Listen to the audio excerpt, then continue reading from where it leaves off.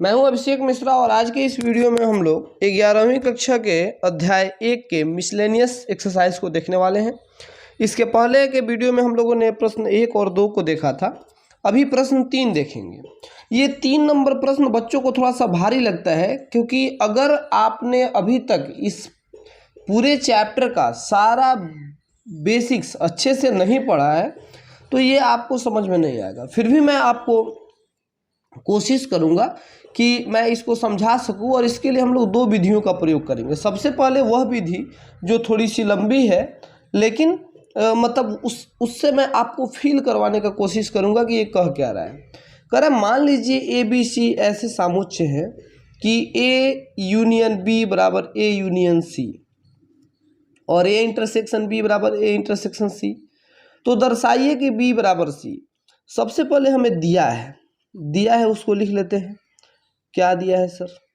तो A union B बराबर दिया है ए यूनियन सी के, और ए इंटरसेक्शन बी बराबर दिया है ए इंटरसेक्शन सी के।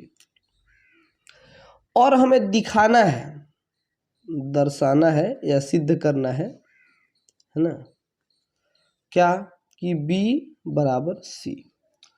अब ये समझने वाली बात है कि जब मैं बेसिक्स बता रहा था वहाँ मैंने आपको बताया था कि b बराबर सी किसी को दिखाने के लिए हमें क्या करना पड़ेगा। तो b बराबर सी कोई चीज़ कब होता है, मैं यहाँ चिन्ह खींच लेता हूँ, इधर मैं रफ करूँगा और इधर आपको समझाऊंगा। b बराबर सी कोई भी चीज़ तब होता है जब b भी सबसेट हो c का तथा C भी सबसेट हो B का, तब दोनों बराबर होंगे। मतलब B C का सबसेट है का मतलब क्या है कि B के सारे अवयव C में है और C B का सबसेट है, मतलब C के भी सारे अवयव B में है और B के सारे अवयव C में है। तो इसका मतलब क्या हुआ, B और C बराबर हैं। अगर ये हम सिद्ध कर देते हैं तो हम कह पाएंगे कि हाँ B बराबर C। अगर हमने ये कर दिया, ये काम हमने कर दिया, तब हम कह पाएंगे कि हाँ बी बराबर सी है। तो मैं बस यही करने का कोशिश करूंगा जो वो दिया हुआ है। तो अब हमें सिद्ध करना है कि बी सी का सबसेट है। पहला क्या सिद्ध करना है कि B is the subset of C. ठीक है, हम ये दिखाएंगे। अब बी सी का सबसेट है वो दिखाने के लिए हम एक लेंगे, कोई एक एलिमेंट लेंगे x, और कहेंगे कि x is the element of, मतलब x कोई एक एलिमेंट लेंगे जो b से बिलोंग करता है, और x जब b से बिलोंग करता है और ये करके हम दिखा दें कि x c से भी बिलोंग करता है। x जब b से बिलोंग करता है, x c से बिलोंग करता है, तो b c का सबसेट हो जाएगा, है ना। चलिए इसको करके देखते हैं, फिर आपको ज़्यादा समझ में आएगा। तो पहले b को c के सबसेट दिखाना है, फिर हम इधर c को सबसेट दिखा देंगे b का। ठीक है, तो b को c का सबसेट दिखा देंगे, c को b का सबसेट दिखा देंगे, तो हमारा काम हो जाएगा। अब पहले हम कोशिश करते हैं b को c के सबसेट दिखाने के लिए। मैं अलग अलग पेन का यूज़ कर लेता हूँ ताकि कलर अलग रहे तो आप मिक्स नहीं होंगे। सबसे पहले मानना होगा कि let x is the element of b, x b से बिलोंग करता है, ये इक्वेशन 1 हो जाएगा। और जब x b से बिलोंग करेगा तो x बिलोंग करेगा a यूनियन b से भी। क्यों सर? देखो क्यों मैं बताता हूँ। a यूनियन b एक्चुअली क्या होता है, a यूनियन b मतलब ये a है और ये b है, तो a यूनियन b का मतलब ये सारा दोनों। तो जो चीज़ a में है वो चीज़ a यूनियन b में भी तो है, क्योंकि a यूनियन b का मतलब दोनों हो गया। तो अगर x b में है तो x a यूनियन b में होगा, और जब x a यूनियन b में होगा तो हमें दिया हुआ है a यूनियन b बराबर a यूनियन c। तो हम यहाँ लिख सकते हैं x is the element of a union c। क्यों? क्योंकि हमको b को c का सबसेट दिखाना है। माफ कीजिए, यहाँ c, हमको b को c का सबसेट दिखाना है। तो हमें b और c से मतलब है, हमें a से बहुत मतलब नहीं है। तो यहाँ जो दिया हुआ है इसका उपयोग करके यहाँ लिख लीजिएगा, चूंकि ए यूनियन बी बराबर ए यूनियन सी, ये दिया हुआ है, ये हमें दिया हुआ है। अब x is the element of A union C का क्या मतलब है? ए x जो होगा वो या तो ए से बिलोंग करेगा या x सी से बिलोंग करेगा। नहीं समझ में आया? मतलब ए यूनियन सी यहाँ समझो, इसमें x है, ए यूनियन सी में x है, तो x या तो ए में होगा नहीं तो सी में होगा। समझ रहे हैं ना? अब इसको पार्ट कर दीजिए, दो पार्ट में कर दीजिए। ऊपर का कंडीशन आपको दिखाई दे रहा है, हमने माना था कि x is the element of b, और यहाँ आ गया x is the element of c। मैंने कहा यही तो दिखाना है b c का सबसेट है, तो x एलिमेंट है b का और x एलिमेंट है c का भी, तो यहाँ दिखा दिए b is the subset of c। B C का सबसेट होगा क्योंकि x b में भी है और x c में भी है, तो बी सी का सबसेट हो गया।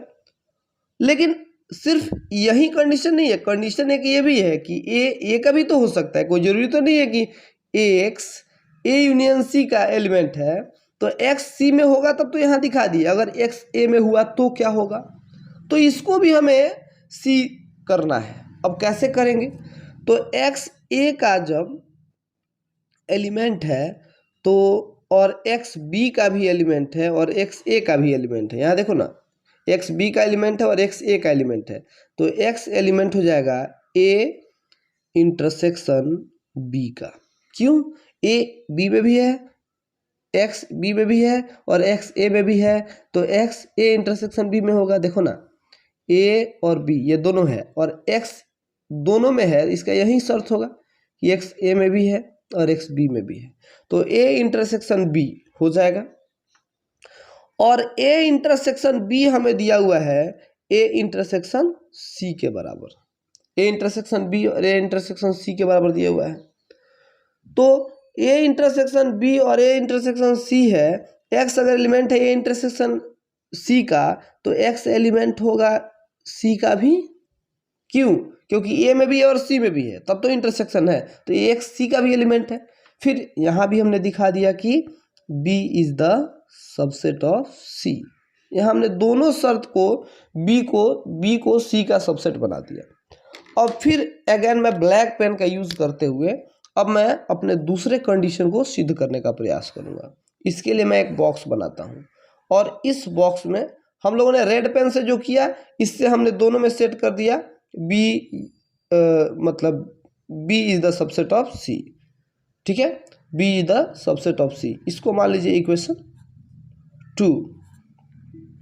अब फिर लेट करते हैं, let y is the element of c। ठीक है, अब y is the element of c लेते हैं। अब जब y c का एलिमेंट होगा तो y is the element of a union c भी होगा। अब ज़्यादा मैं समझाऊंगा नहीं क्योंकि मैंने अभी समझाया था। देखो ना, जब x b में था तो x a यूनियन b में भी था, इस तरह y c में है तो y a यूनियन c में भी होगा, और y जब a यूनियन c में होगा तो y a यूनियन b में भी होगा, क्योंकि a यूनियन c और a यूनियन b दोनों बराबर हैं। यहाँ देख के आप लिख लीजिएगा अपने से, यहाँ जैसे हमने लिखा है वो चीज़ आप यहाँ लिख लीजिएगा। और y a यूनियन b का मतलब एलिमेंट है, तो इसका मतलब क्या है कि y जो होगा या तो a में होगा या y b में होगा। अगर y b में है और यहाँ y c में है, y b में है और y c में है, तो हमने तो दिखा दिया कि c is the subset of b। क्यों? क्योंकि y c में था और y b में भी है, तो c b का सबसेट हो गया।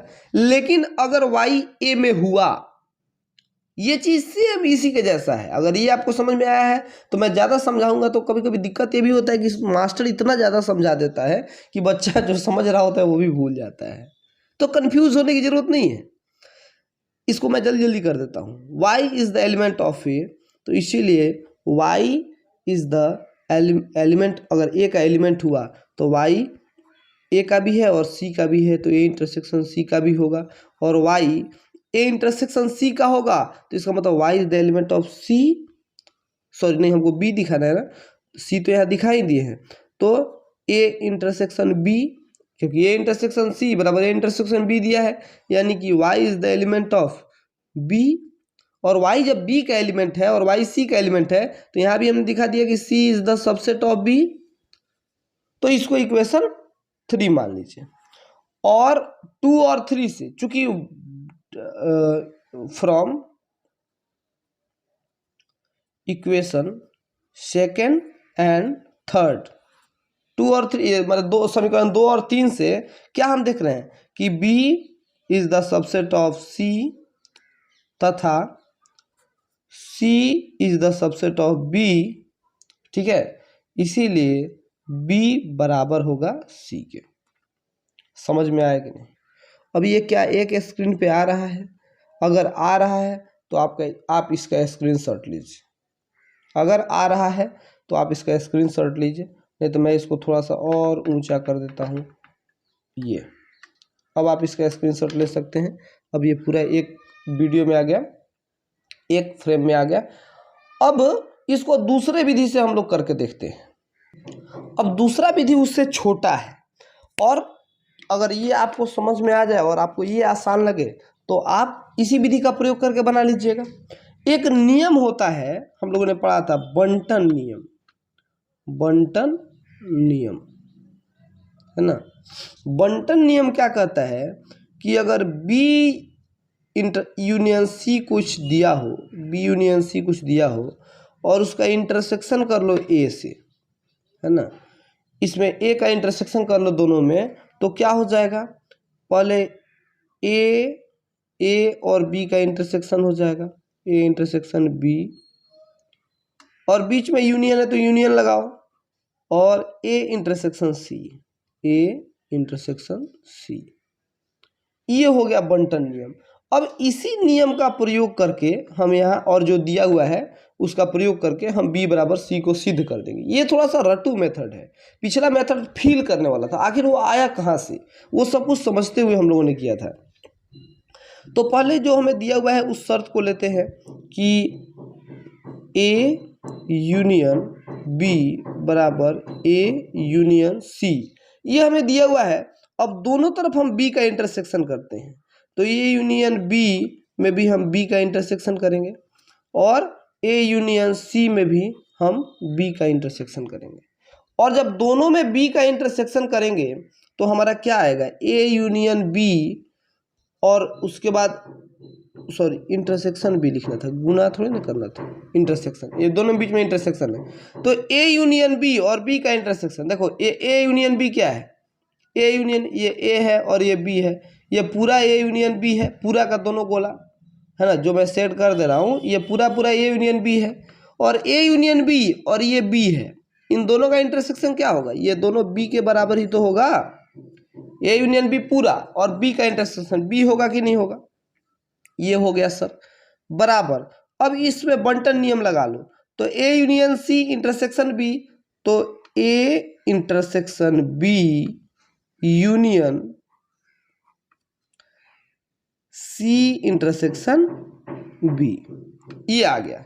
इसको हमें मान लेना है समीकरण 1 से। एक बार लिखते हैं A यूनियन B बराबर A यूनियन C। अब A यूनियन B बराबर A यूनियन C हमने लिख दिया। अब दोनों तरफ अब की बारी C का इंटरसेक्शन करेंगे, A यूनियन B और इंटरसेक्शन C बराबर A यूनियन B, और यहाँ भी करेंगे इंटरसेक्शन C, यहाँ C होगा। तो A यूनियन, पहले यहाँ देखते हैं A union B intersection C का क्या होगा, A intersection C union B intersection C, और A यूनियन C और C का इंटरसेक्शन C होगा। अभी अभी तो मैंने इस फिगर से इसको समझाया था यहाँ पे।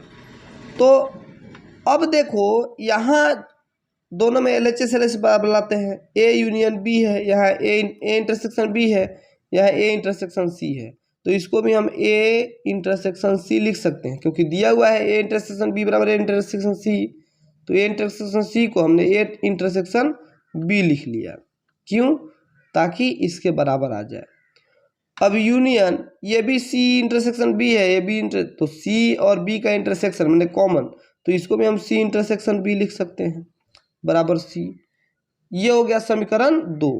अब देखो इसमें दोनों में ए वाला पक्ष तो बराबर हो गया, तो समीकरण 1 और 2 से, समीकरण 1 तथा 2 से बी बराबर सी, ये आसान है, तो इस विधि से भी आप देख सकते हैं। ठीक है, अब आज की इस वीडियो को इतने पे रोकेंगे। अभी के इस वीडियो में बस इतना ही, और आपको ये समझ में आया या नहीं आया ये आप कमेंट सेक्शन में बताएं, और अदरवाइज मैं कई वीडियोस में अपना व्हाट्सएप नंबर भी देता हूँ, वहाँ से भी आप कांटेक्ट कर सकते हैं। Thank you.